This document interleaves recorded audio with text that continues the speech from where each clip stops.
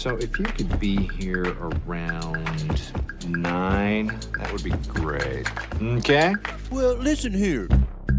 Hello, and welcome to 90 Day Fiancé Okay. I'm Mr. O, and today, Miss H and I will be discussing Season 3, Episode 10 of The Other Way. In this episode, Bini is acting so bad that his sister snitches on him. Steven gives a very off-key proposal. The timing of Mexican weddings takes Kenny's wish away. Victor and Ellie bicker over who gets to be cranky. Cory manages to snake his way back into the house. And Sumit's parents just gross everyone out with their sinus cleaning. As always, we'll end with our Students of the Week, class dunces, and life lessons. If you like what you hear, please leave us a 5-star rating and subscribe. And if you also watch Love After Lockup, you should listen to our other podcast, Love After Lockup Okay. All right, thanks for listening, stay safe, and enjoy. Hello, Mr. O. Hello, Miss H. How are you today? I'm doing pretty good. We got through Halloween. You know, we got to see everybody's fun costumes or whatever. Yes, There were I like love Halloween. a million Ted Lassos and everything. I felt like at least on my social media account, like every dude over 40 was Ted Lasso, by the way. Oh, really? I saw a lot of Squid Game, which was odd to me when you get the kiddos involved. It's just like, did they watch it? It seems kind of inappropriate. Oh, it's massively. It's one of those things. My kids are both in middle school, and I was like, "Hey, I've been watching this show." They're like, "Oh yeah, our people are watching." I was like, "You cannot watch it," and they're like, "Oh yeah, we get that. We can't watch it. That's fine." Yeah, super. honestly, I don't even know why young people would want to watch it. I watched the first 2 episodes, and I had to stop. It was just way too violent for me. I couldn't stomach it. But actually, bringing it to the show, did you see Yara and Jovi's Halloween costumes that they put on Instagram? I didn't. Oh, it was amazing. They dressed up like Mike and Natalie. Oh, no, that's hilarious. And then little Mila was the rat, the Puya rat, like sitting in no. Yara's lap. It's great. It was really love clever. it. That is so witty. All right. Well, speaking of great couples, because we really only have one, I feel Yeah, like. pretty much.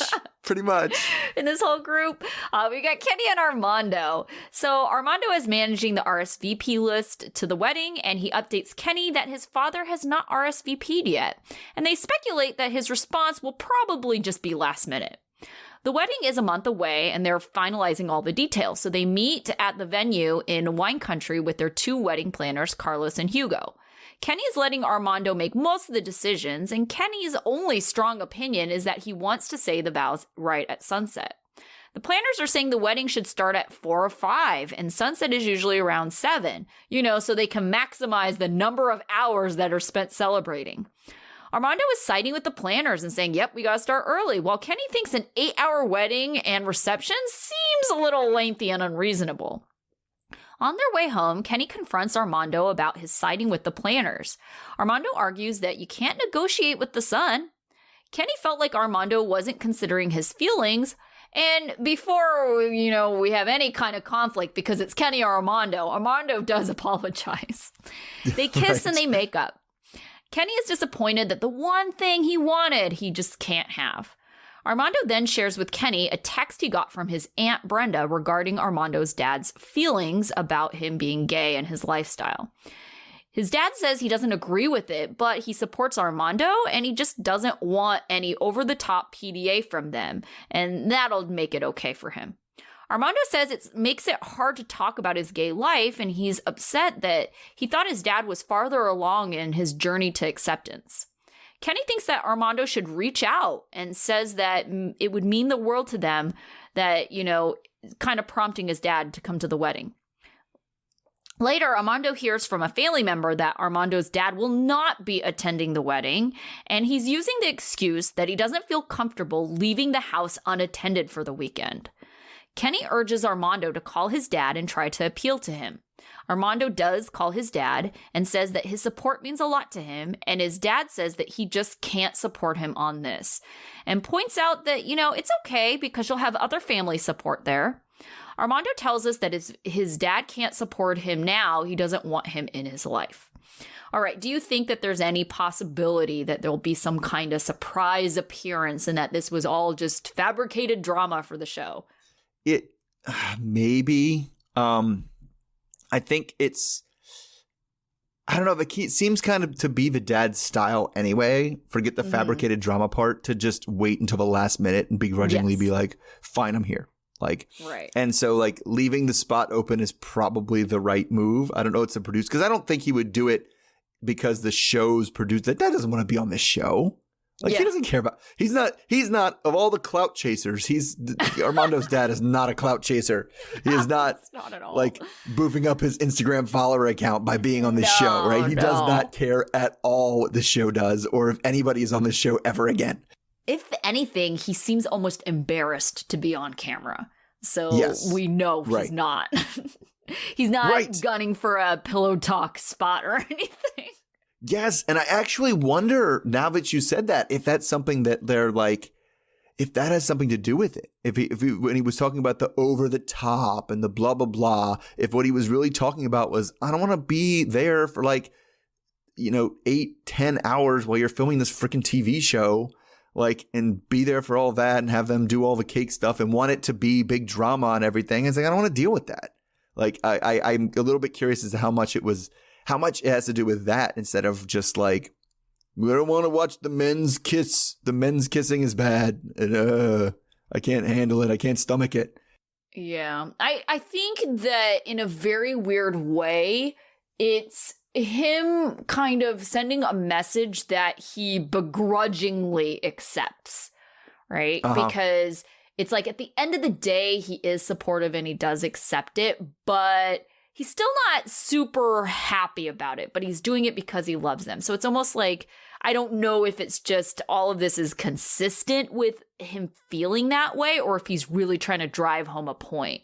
If I told you from the very beginning that I was going to go and that I had every intention of going, then you would never know that I don't necessarily agree with this.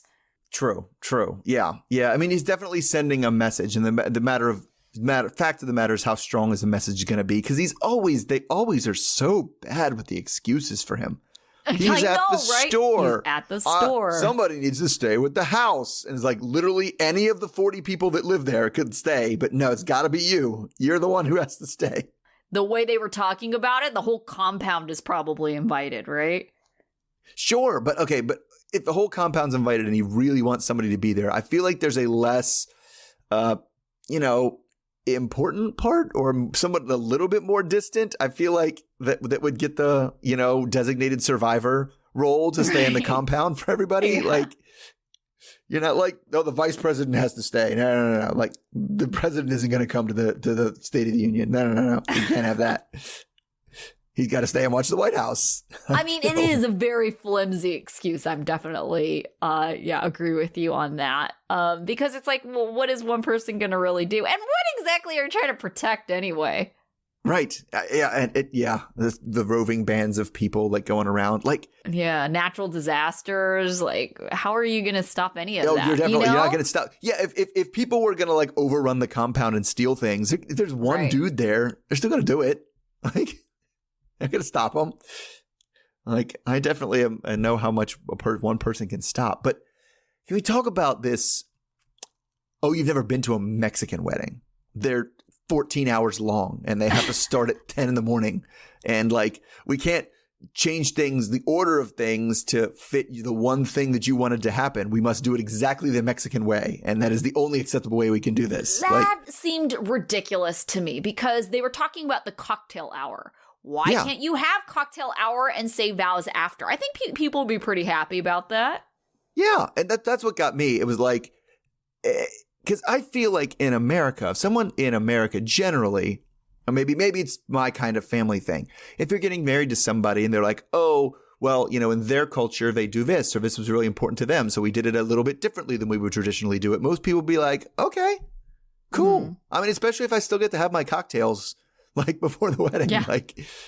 Right. So I just didn't understand why there was no discussion about like that. Like, why can't we have part of the party before the wedding and then kind of stop and do the ceremony right at sunset and then do more after? And they're like, no, that's unacceptable. Your wedding is at 3:00 in the afternoon. So live with it. Move on. I don't know. Or have some kind of compromise. Like what it would have, like a compromise to me would have been maybe their first dance, because it could have been right at sunset, you know, because like photo opportunities and things like that. Sure. Or have some of one of the major things be at sunset. Right. And that to me, it was a bigger issue with the planners who like clearly already have a wedding planned regardless of what Kenny and Armando want. Yeah. They just already have this wedding planned. And they're like, just kind of like, we're pretending that your input matters, but it does not. You can put your cake on a barrel, I guess. But other than that, everything's set. We got everything. Yeah. And especially, you know, it's the other thing that bothers me about them is their like insistence. Well, Mexicans in Mexico, we like to party, so we go for 6 hours. Like, that's because in Mexico, not like those Americans. Because Kenny was like, an American reception is like 3 hours. Yeah, because I don't know. I think for all the weddings that I've been to that have been kind of long, like people start leaving early anyway. So it's like, yeah, it's still going, but right. And the people who tend to stay are like freaking blackout drunk after 3 hours. So like, what are you gonna do for the next 3 hours? I don't understand. But yeah, the old people tend to be like, you know, I don't know what they're doing for 6 hours. Like they are like, I'm tired. I'm gonna go to bed. Yeah. All right. So speaking of, I guess, weddings that are back on or coming back on, let's talk about Cory and Evelyn, because they were just in it for a little while. So they said it's been about a week since they've talked to the couples counselor, and Evelyn has him asked to meet up with Cory in town, which he thinks is a good sign. I mean, good enough that he has this stupid shit-eating grin on his face the entire time. All right. Yeah. She says he's mostly relieved that, you know, we saw in the within the session that he admitted to doing all the things wrong, but she's disappointed that it had took all this bad shit going down, like him kicking her out, moving in with Raul apparently kicking him out too, before he would just admit that he did wrong. So she says that she does want to trust him, but he's got to earn back the trust by putting in 100 times the effort that he put in at the beginning of the relationship. But what she wanted for him when she kicked him out of, what she said, this is kind of what her plan was when she kicked him out before the Peru incident, was like she thought that was supposed to be the kick in the pants, that, you know, if you really cared about me, then instead of just leaving and running off to Peru and, you know, being with this other woman, you would have fought for me. And she feels like since he didn't do that and just listened to what she said and left, that he just doesn't care about the relationship. So Cory thinks that in order to solve the problems that they have left, they really can't be living apart anymore. So they come up with a compromise-ish. He can move into the next door room and maybe they can do like a couple of movie nights or something. So Netflix, but no word yet on the chill part. So Cory has a big, again, stupid shit-eating grin now. I know, right? So big. And Evelyn says that, you know, she's going to make him work hard to get her back. But then the scene ends with her hugging him, saying, I love you, and giving him a kiss. So I'm not sure how hard it's going to be. So let's start with that question, especially given the way the scene ended, given the way she's just pretty much caving on like everything. Like, yeah. Is he going to have to work that hard, or is he just going to have to be present? Yeah, I think present, because I think for her, him admitting the things that he admitted at counseling was like, oh, well, that's enough to make me forget most of what was wrong, right? Mm-hmm. So we're kind of starting at, okay, if we start at A was the beginning where Cory has done absolutely nothing and she has all these demands, right? And then point B is where, you know, she's like, I'm done. And then he has done now all these terrible things, right? Instead of being inactive, now he's actively done terrible things. He's now at point C because he's lying about all those things. He is now back at point B because it's almost like he undid all the terrible things by just admitting. And so kind of in a way, Evelyn kind of still weirdly sees that as progress. Yeah, but it's funny because she kind of undercut it and was like, yeah, you came clean, but like at what point when there was literally nothing else to lose? Like, you know, it was like, it was like, what other options did you have? There was no more lying. I already knew everything. Like, you're backed up into a corner and you're just like, well, I guess this'll do it. Like, that's what it took for him to come clean. And so she mentions that, but then you're right, seems to be like, but whatever, it doesn't matter. You came clean, so that like absolves you like of almost everything. I mean, I don't know. I think she comes off as very much a tough cookie, but it's pretty evident that she's not. I mean, how many chances has she given him? Right? And she still takes him back.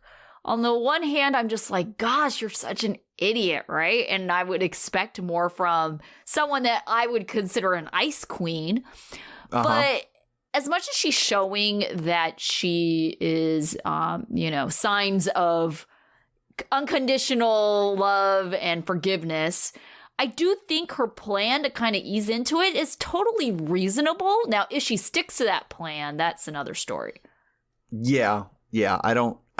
It is fine. I mean, I don't know that like movie night is the best way, but I can get date nights, right? You get date nights. Yes, date nights, I think is. But they're also thinking about kind of like we can just stay at home and be comfortable, like in our own space. That's fair. That's like fair. You're saying, Netflix and possible chill. I just think for whatever reason, she didn't like being alone. And when she had that time, she was gone, and she does not like being alone. And so it's like, well, doesn't. I could be alone. This dude's going to suck up to me for a while. Like, it's going to be a pretty ideal relationship, at least short term, where it's just like him, like, you are the best. I am the worst. You're a great person. I'm terrible. Let me get you more things. That's his natural, It kind of is, right? And I guess that was what the biggest issue was for her when all the stuff went down. It was like, you've been saying this crap all the time, and clearly it wasn't true. Like, clearly it was just like whoever you were getting it from, that's who is like important to you. Yeah, he seems to be a man of many words, but not enough action. Totally. Yeah. Speaking of, we have someone else that's similar to that, although we got a little bit more action this time around, Steven and Alina. Yeah. So Steven is realizing that Alina is serious about deleting his social media.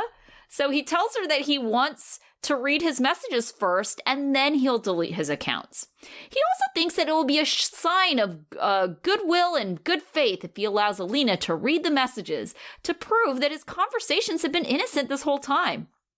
Alina reads through the messages. The first one she reads. Gosh. With heart emojis, invitations to late night hangouts and sleepovers, asking women to see them in their bathing suits, and other various flirty messages. Alina doesn't think Steven takes things seriously, and he doesn't think there's anything wrong with the messages he has sent. Alina says she fell in love with his chat messages, so she questions how much he cares if he talks to everyone like that.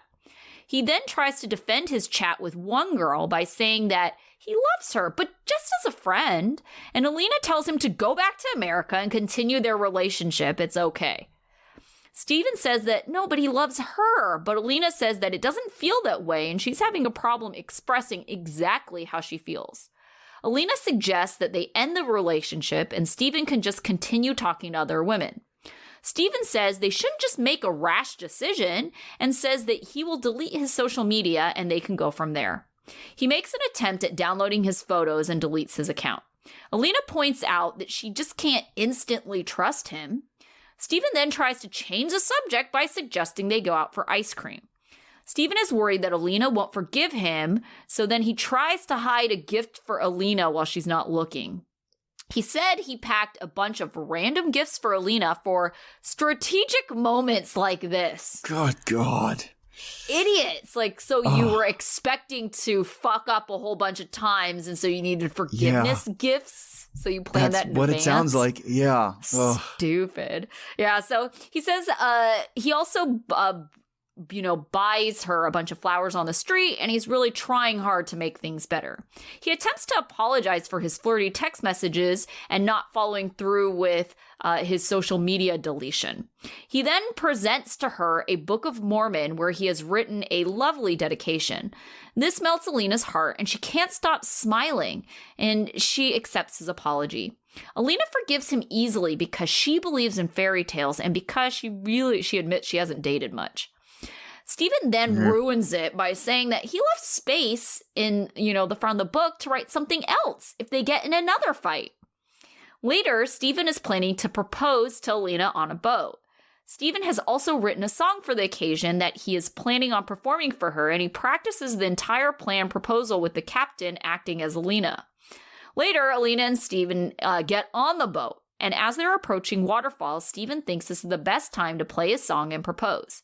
He sings the song kind of off-key with about a total of 5 different notes. Kind of off-key? Well, I mean, how off-key can you be when there's really only 5 notes in the entire song? Well, you can miss all 5 notes. You need to tune that piano. What are you doing? Oh, my goodness. I love you like good. Oh my gosh, it was bad. It was, definitely like a kid's nursery rhyme type thing. Yes. Kind of sing-songy and But couplets. Anyways, Alina is all crying. Couplets. Exactly. Yeah, she starts off crying and then I don't know if she thinks of the absurdity of it all, but then she ends up laughing. But in the end, she accepts the proposal. Okay, we definitely had a roller coaster of emotions with Alina here. Do you think that Alina will, from this point on, fully trust Stephen? Maybe. No, I mean, I think he's going to do something else. I think she thinks she might, but he's going to keep doing stuff that's going to make her be like, I don't trust you again. I don't trust you again. He's already getting insurance for all the stupid shit that he's planning on doing accidentally later. I can't. Everything about this entire thing for both of them is just, they're just so childish. It's like watching 2 15-year-olds getting engaged. It's like, what the shit are you doing? He had, did you see even when it was little things, like the ring had a heart-shaped stone. Oh, God, it's like, oh my God, that's. Oh, hell no. There will be no heart-shaped diamonds in my future. Yes, I was like, I noticed it was a heart-shaped stone, and I was like, oh, Miss H would hate that. Oh my God. No, I do. I feel like everybody who's over the age of 13, not a teenager anymore, is like, why would you get a heart-shaped stone? Why would you sing an off-key song to me? Why would you write a random poem about moonlight shining as a way to get out of flirting with other girls? What are you doing? None of this makes sense. But she is just so naive. She's just as immature as he is. Yes. The thing that really pissed me off the most about that was Stephen what?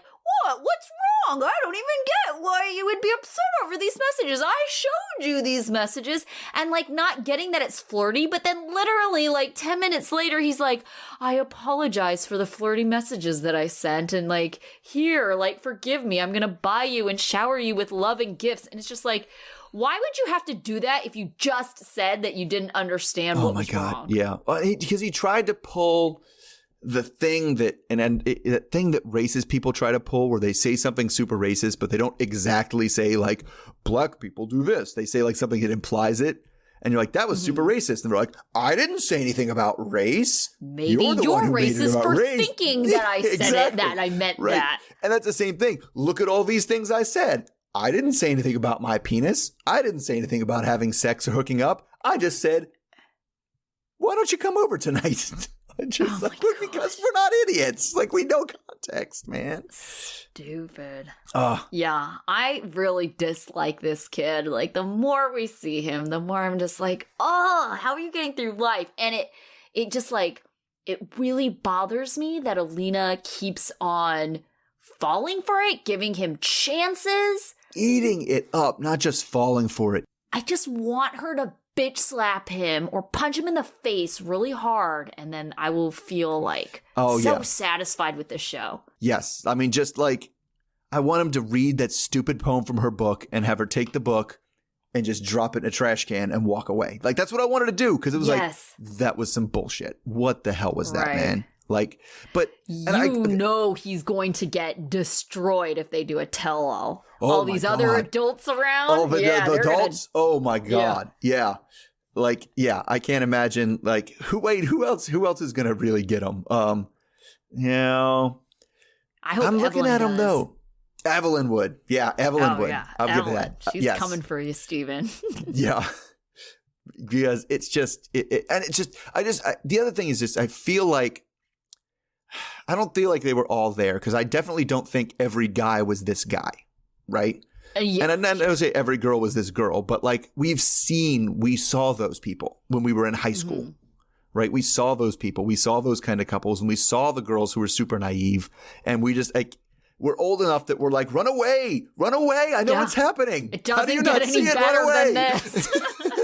If anything, it gets worse than this. Get out now. Get out now. He's not going to change. Right. And because his mom had the right read. I was like, what is, he's a fucking child. What the, and the way he talks even, and the way he like flaps his arms around when he talks and like kind of does a thing. It's just like, are you 12? You look like you're acting like you're 12. And I don't get it. You know, he kind of reminds me a little bit of Brandon and Julia, but the difference is that Julia has no problem like putting Brandon in his place. You know, the biggest difference here is that Alina is not putting him in his place, and so I just need that. I need the Julia to come out of Alina. Brandon was childish, but he would, I can't possibly imagine him writing a poem or a song and reading it for Julia on the camera. I don't know. I kind of wouldn't put it past him. I'm like, the more I think about it, the more I think that they are very similar. Like, Brandon used to do that crap all the time. Like, try to change the subject, make a lighthearted joke to get out of something. No. Those are similar, but the fact that Steven, like with the gifts, has them goddamn staged. He has them locked and loaded and ready to go. So he knows. Stupid. Yeah. Yeah, and that really kind of shows me that he knows and is more aware than he's letting on. He's trying to play dumb. Yes. Oh, like, I didn't know you would be offended by that. I had no idea you actually intended me to delete my social media. It's like, you're an idiot. Yeah, well, you're right. But I think you're right. I think he's playing idiot. He knows exactly what he's doing. He knows. No, he does. All right, if it doesn't go the way I want to, I'll just whip out one of my strategically placed presents, and we'll be good to go again. We'll be all set. No problem. And you know what's sad is he has it all planned because he thinks and kind of being shown that freaking works. Oh, it absolutely works. It's and I mean, I can only. Yes, and that's why you need somebody to put him in his place, because he's gonna do that, and they're gonna be like, "What the hell was that?" Like, that was. Right. Now that makes me look at the whole. Remember when he got her the cat purse? Mm-hmm. That came out right after she found out that he wasn't a virgin. Yeah. So it started early. But mom didn't know at that point, right? Because that's the thing, is the person that's going to put him in his place, the person that bitch slaps him down, is mom. Like, she knows exactly what he's doing. No, this is when mom, they didn't get a chance to talk about it because, you know, Alina was going to pick up her mom. And so they had gotten there and it was awkward. So Steven thinks now is the chance for a forgiveness gift. Yeah, he just picked the wrong one or didn't get it. All right. So moving on. I'm going to go to Ellie and Victor. So Ellie and Victor are back on their way to Providencia with the supplies they bought from the hardware store last time. They're only going to be able to stay for a few nights due to the lack of roof on their house, but Victor is really anxious to get started fixing things up. Ellie, on the other hand, is already feeling overwhelmed about living in these conditions. There's only so much, to do that. There is actually so much to do that it's a challenge when they get there, just like figure out what to do first.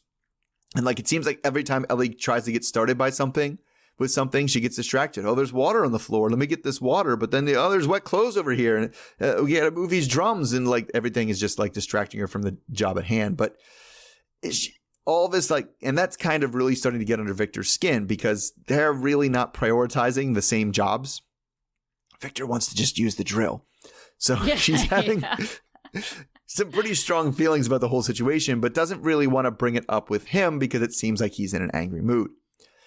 We kind of see this angry mood later as he's sweeping water out of the house, and she was supposed to do the dishes, and they bicker over whether the water was on or not. But it was really more of a, the water's on. Why would you think the water's on? I didn't know she said the water's on. They just like started fighting over it. One of those couple fights over nothing.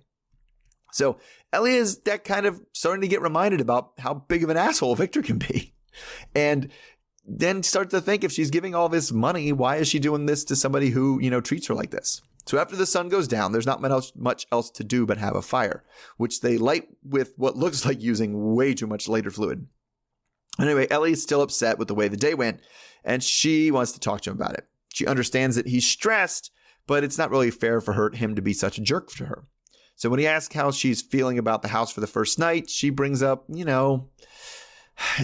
how he was talking really shitty to her and blah, blah, blah. And he gets defensive about like, I wasn't talking to you any differently than I usually do, but then kind of pivots to, you're asking me to pretend like everything's okay and a hurricane destroyed my house and blah, blah, blah. He kind of frames it to the producers that they just kind of need to be more patient with each other. And she explains that what she's thinking is something along the lines of, why am I helping you if it doesn't even seem like you like me? Right. So at this kind of, hint that she might be thinking about getting out of here, he seems to start getting the picture a little bit more. But at the end of the conversation, they just kind of acknowledge that they need to pay attention to each other's feelings. So I don't know. How big of a jerk do you think each person was being during this whole incident, especially the is there water in the sink incident? Quite honestly, I thought Victor was being a bit rough. I think what's kind of difficult about this situation is that I understand that Victor is, as he tells production, kind of traumatized and going through something, and just really not in a headspace to be a kind partner right now. But I think what makes this situation especially difficult, especially for Ellie, is that she doesn't feel appreciated. She doesn't have to be there. So you're not going to appreciate me. I'm the one who's funding this operation. Right. And so it's like to feel like, that you're not being appreciated, that you're being taken advantage of, and that someone doesn't actually love you and that just sees you for what you're giving them and treats you like shit. I'd be out of there in 2 seconds and just be like, you can get your shit together. And once you figure this out, I can come back. Yeah. Or not. I mean, it struck me as his mood was just like, this sucks. I've been working all day. I'm tired. I'm probably hungry and I'm cranky. And then she's like, what about the water? And he's like, but fuck, why would you not think there's water? There's water in the sink. What do you, right? And I don't think he is, especially if he's not been in relationships a long time, that's a hard impulse to be able to tamp down and not just to snap at people. Right. Because I don't know that he is completely unappreciative. Or if he just doesn't understand the level of, signs, the level of communication she needs to feel appreciated. Yes. Right? Yes. I think that's definitely a mismatch. Right. And I think that's why this situation is kind of difficult as well, because it's like you're not in the right headspace to kind of show your appreciation, but you also kind of have to understand that, she can choose this situation. I know you can't choose the situation, but she can. And so it's like, she could be out of there. And so I think that's why is he had that realization oh, she could leave. Right. I better be nice to her, which it's kind of sad that it has to come to that before you are on your better behavior. You should always try to be the best version of yourself. Right. Well, that's the feel. But that's the feeling of being taken for granted. Right. And that is a super common thing, right, among relationships. And it's just because of that definite, I wouldn't say if you are being taken for granted, people tend to think about the things that are there and I just take this as, okay, we have to work on something else. And she hasn't quite bought into this is my home yet, and this is our job to do. But that is partially his fault too, because he's like, why are you doing the clothes? You should be doing this everything. You don't do the thing that you want. Like, I'm in charge of his job. You're just in my way. Is pretty much the kind of the way he's treating her the whole time. And so like, I get where it's coming from, and it's not terrible. Let's say at the end when she communicated, like at the fire, right? And was like, no, like, let me tell you what I thought about today was one, instead of like, you know, yelling about how was I supposed to know there wasn't supposed to be water on? How am I supposed to, like, that's the stuff that's not productive conversation, because arguing about whether or not the plumbing is working was not the source of the conflict for real. Right. Yeah, definitely. I mean, I've said this kind of from the beginning, you know, ever since the hurricane was introduced into their storyline. It's just that this is like just a difficult situation having nothing to do with their relationship, right? Having to deal with like rebuilding and the state of mind someone is when basically everything in their life has kind of been like taken from them, you know? And having to rebuild, that's difficult. Yeah. Those kind of things, like, I'm sure, like, if you just looked at, you know, stable couples and things like that happen, I'm sure the amount of divorces go up in the terms of trying to deal with the aftermath of that, of those kind of things, just because people don't deal with it the same way, and they don't deal with it in you know, maybe compatible ways. But like her, and I don't see how it's going to work if she's not committed to rebuilding and staying there,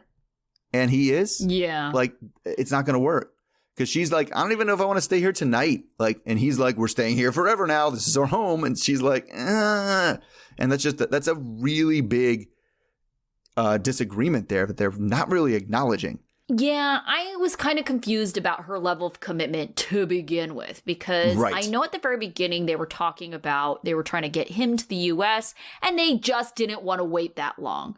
And it had nothing to do with anything else. It just had to do with, well, this might take a few years. So in the meantime, I'm going to go down there. So it sounds like they're still already in the process of doing paperwork stuff for the U.S. and that it seems like, at least I got this impression from her interviews, that she was only going to go to Providencia to like hang out and wait for visa stuff to happen, and then they would go back. Yeah, so she was she's just going to not hang out, about bartend, and live in this house for a while, and then they were going to go back eventually. Sure.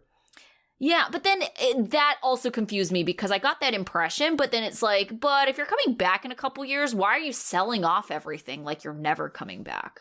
I mean, that was it. Well, I mean, it.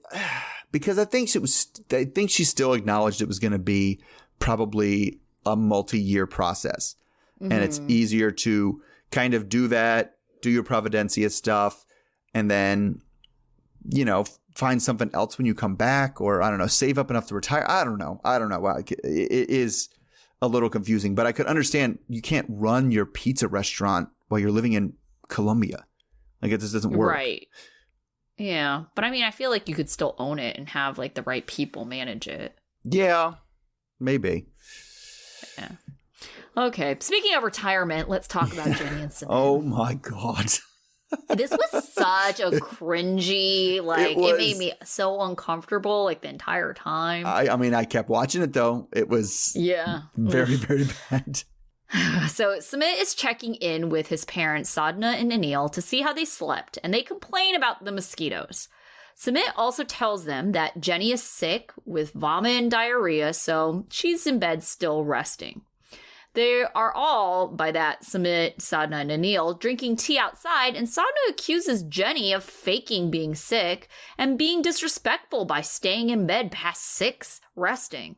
Sumit says it seems like she really is sick, but Sadhna insists that Jenny must wake up for the morning routine of prayers, bath, breakfast.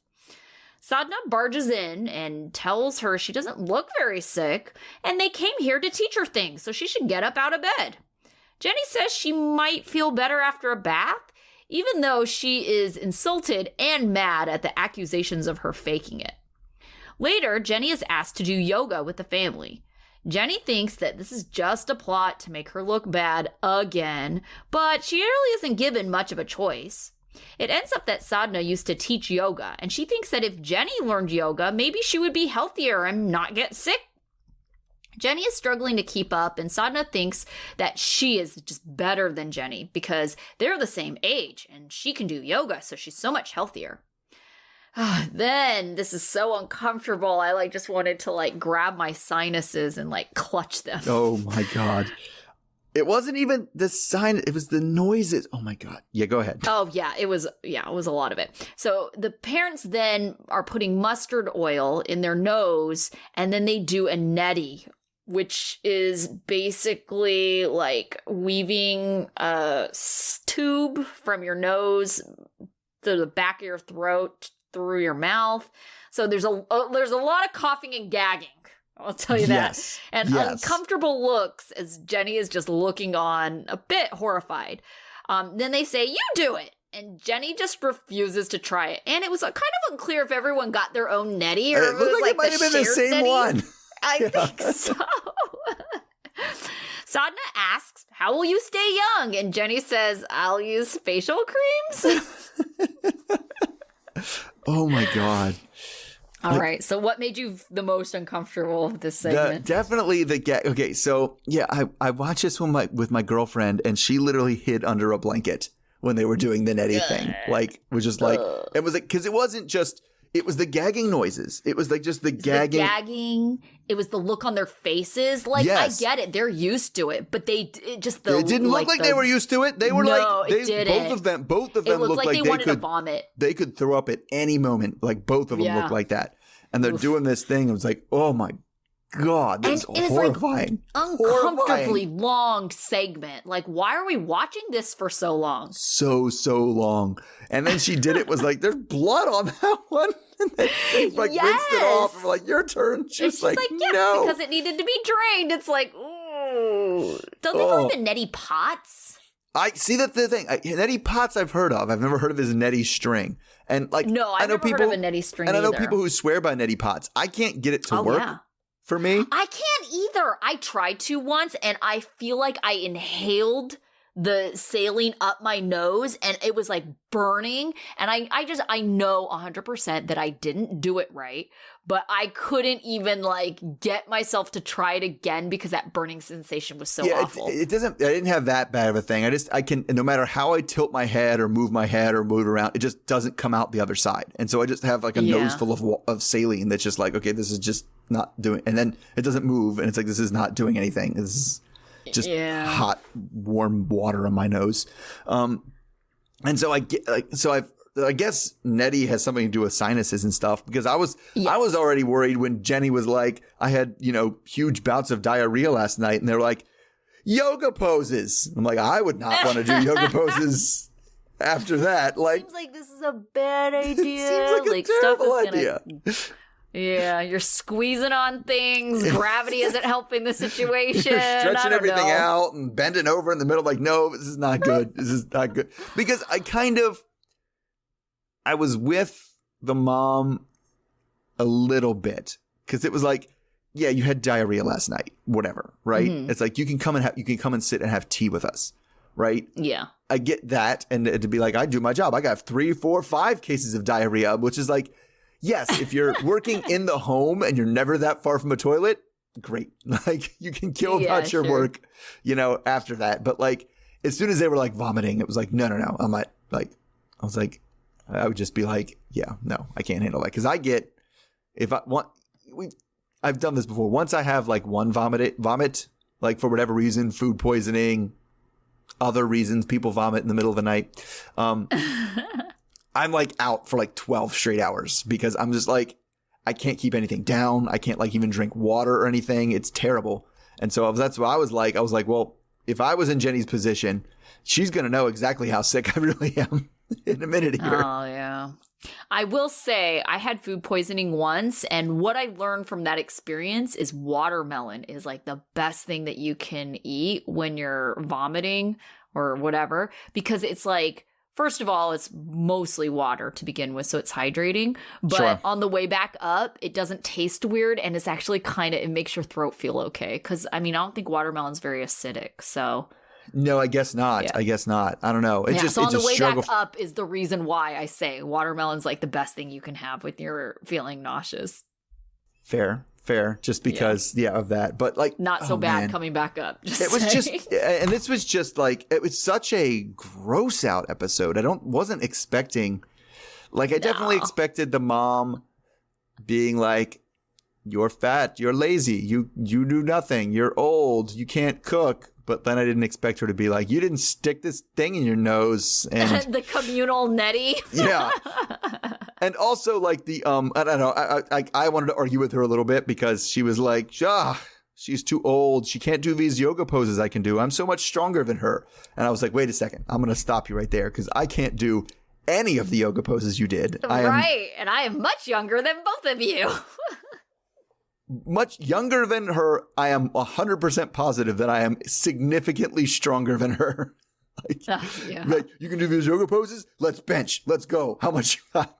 Oh, goodness. Yeah. But I think also there's just different aspects of it, right? Because, like, I think you could measure flexibility as something, and I would say that I am not flexible. But can I run a half marathon? Yeah. Same boat. I am pretty. I don't think I've ever met anybody that's as inflexible as me. I'm pretty inflexible. Like, I have stiff hips. I feel like it's from running, but not really.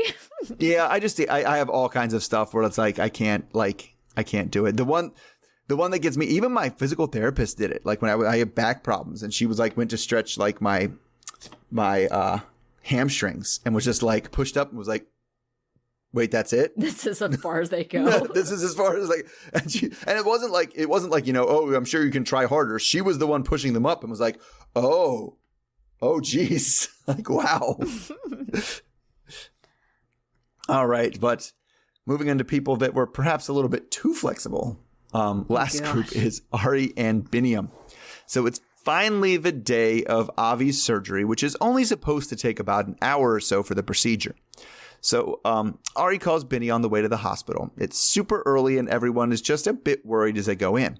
So we see Ari bring in an empty stroller to the waiting room, and Janice is trying to calm her down the best she can because last time Avi had a procedure in a hospital, it was a circumcision, and Ari didn't handle it very well. So about 5 hours later, we hear that the surgery went fine, and Ari was much better in the hospital this time, which she credits to the lack of language barriers and the presence of her support network, aka Janice. So after the surgery, both Ari's sister and mother start in on the push like, you can't go back to Ethiopia, you gotta stay in the US. Janice is very concerned about, we hear about Bini's behavior, and she thinks he's not prioritizing his family. So they slag on Bini for being an unserious person without a plan for the future. But it's only exacerbated by the stories that Ari has been hearing, I guess, out of Ethiopia, how basically after she left, their house became the party house for like all the neighborhood dudes and all his, what she calls his toxic friends. So another idea they have is that, maybe because Bini can't come to the U.S. yet, she shouldn't go back to Ethiopia, but maybe they should go to a third country just to get him away from those bad influences before they can come to the U.S. She suggests Kenya, which is a place they're both familiar with because they met there anyway.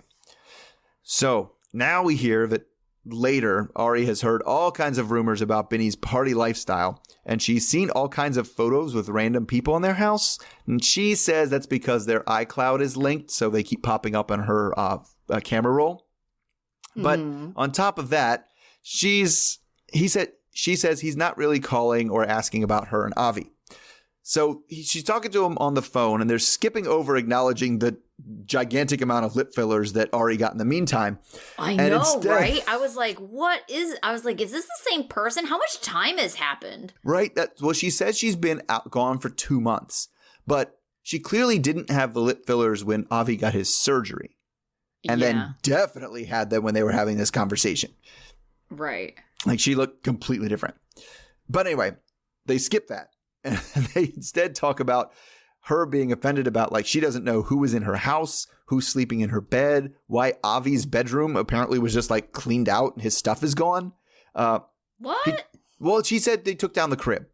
That's what I meant. Oh. They took down the crib, which was just a pack and play, so it's not like a huge deal.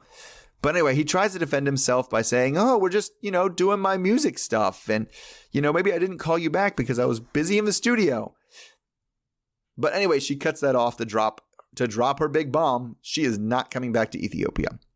He sighs and starts pulling why are you doing this? You promised and all that. But she just it says that his behavior is beyond the pale and you can't blame this. Like, it's just a cultural difference. She hints that he might be cheating on her, telling him that a lot of people seem to have opinions about what's going on in the house and who's been seen going in and out. And Ari even says that Wish told him directly that there have been women at the house and that he's been seen out and about with other women. So in addition to Wish, it seems like Ari also intercepted some suspicious messages when his messenger was on her phone. They don't really clarify how that happened though. And she says she says she doesn't care about all that. She's willing to give him a chance, but only if he's willing to move to Mombasa where they can be together there. So his choice now is either Kenya or a divorce and a custody agreement. He says that she's being bossy and doesn't like being bossed around, but then she yells at him, tells him that it's the last chance, and hangs up the phone. So what do you think's happened at this house? I don't know, but it was kind of crazy how their segments escalated. Yeah. 1 minute, Avi's in for surgery. Bini's worried. And the next thing you know, I was just wait, I feel like we missed a lot. And I mean, granted, they're far apart, so we kind of did miss a lot. It's not like they were filming these women going in through the house. So everything is basically being retold to us. And it was just oh my gosh, this escalated so quickly. I do kind of feel like there's something shady going on because otherwise, why would his sister throw him under the bus like that? Right. She wouldn't, right? She didn't want Ari to leave in the first place. She thought that she would never come back with Avi. Mm-hmm. And the fact that she's telling Ari this, she has to know that means that she may not come back. Right. Well, I think it was kind of a gambit on her part because I think she was seeing what's going on in the house and being like, oh shit, she might not come back. Not if she finds out about this, but the longer this goes on before she finds out about it, the less likely it is she'll come back. Right. And so it had to be but it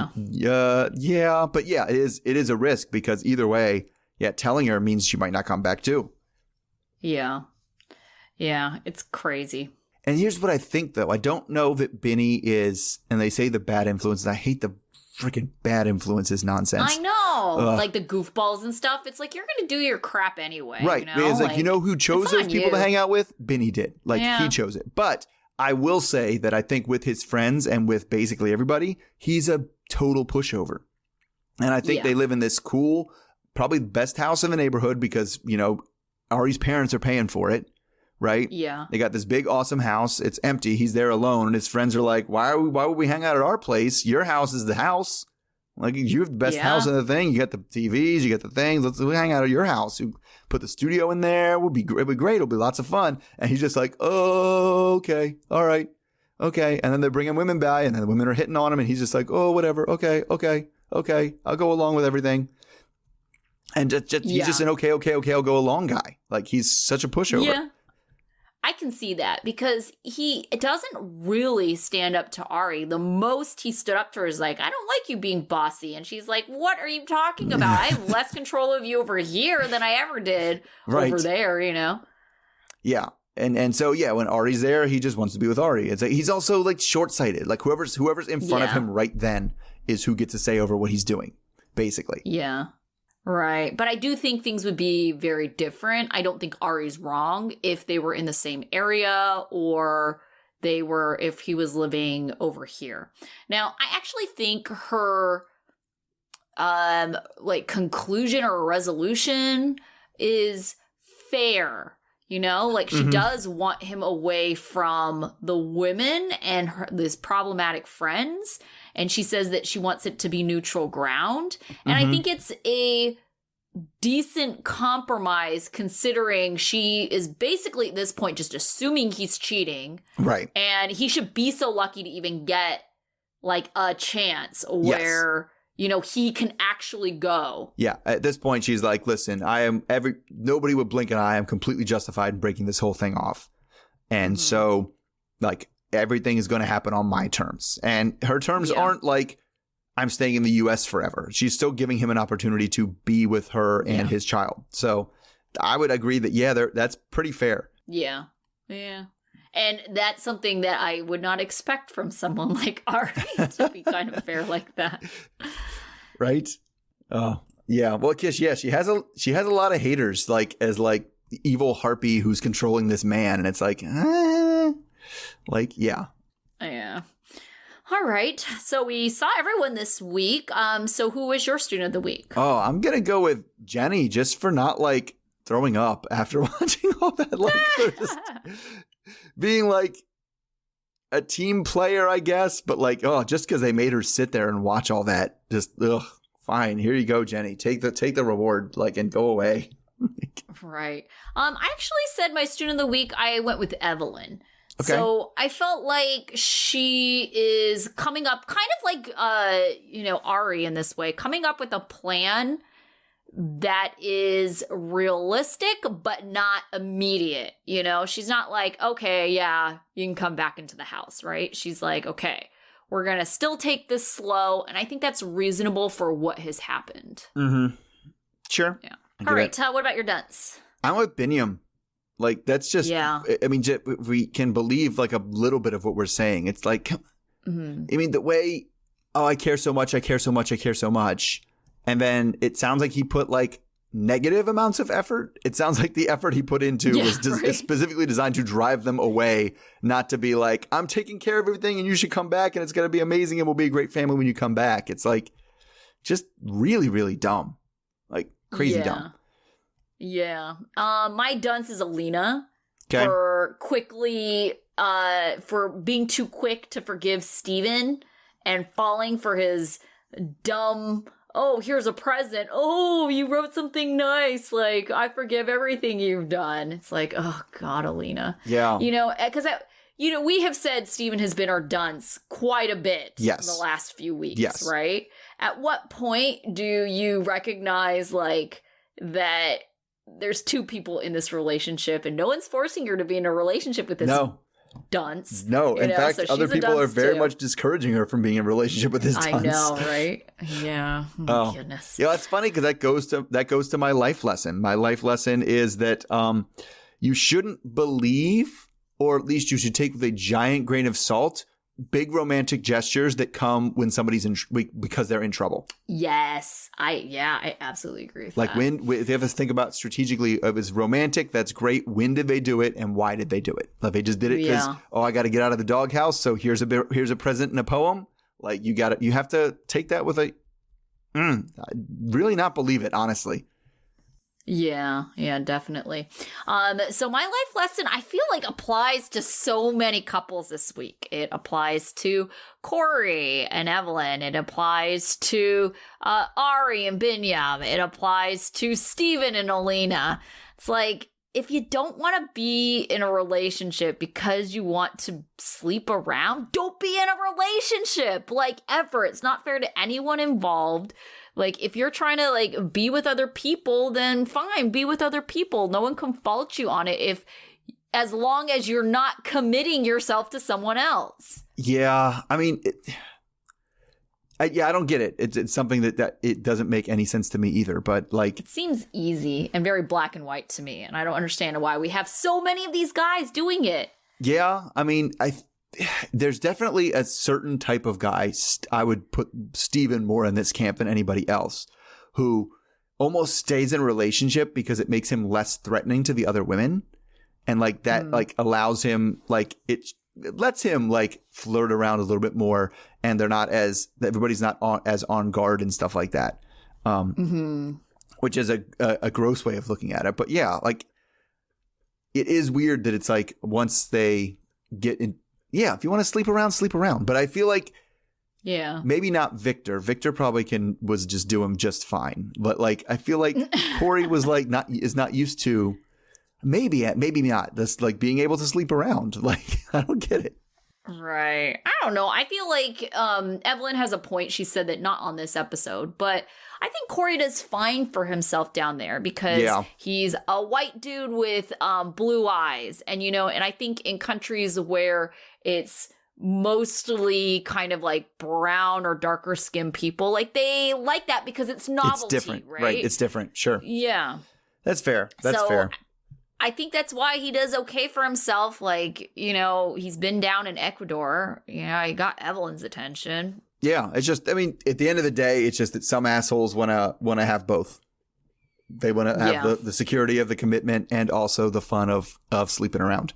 Oh, goodness. Yeah. All right. So we will be back next week. Anything else that's in the 90-Day Fiancé world right now? Oh, not that I've seen. I mean, we have a few more episodes? We can't be that many more, right? We've had the preview so we were for talking about this. Yeah, coming up with which one is it? It's before, right? Yes, I think it's before the 90 days. So the ones where they haven't met yet. Right. Yeah. So that's coming up in December. So I think we have, at least a few more episodes before they do a tell-all. I can't remember if they did a tell-all last time for The Other Way, because The Other Way is a much more difficult one for them to round up because they're all in other countries. Yeah. Oh, that would be disappointing. I really want people to yell at Steven. I think they did, because I remember Evelyn being virtual and Cory being in person. I am remembering that.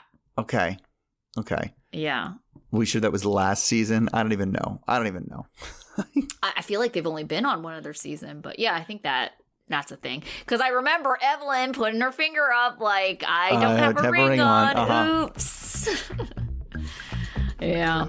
All right. Well, we will be back next week either way. Yep. We'll see everybody then. Okay. Till then. Bye. Bye.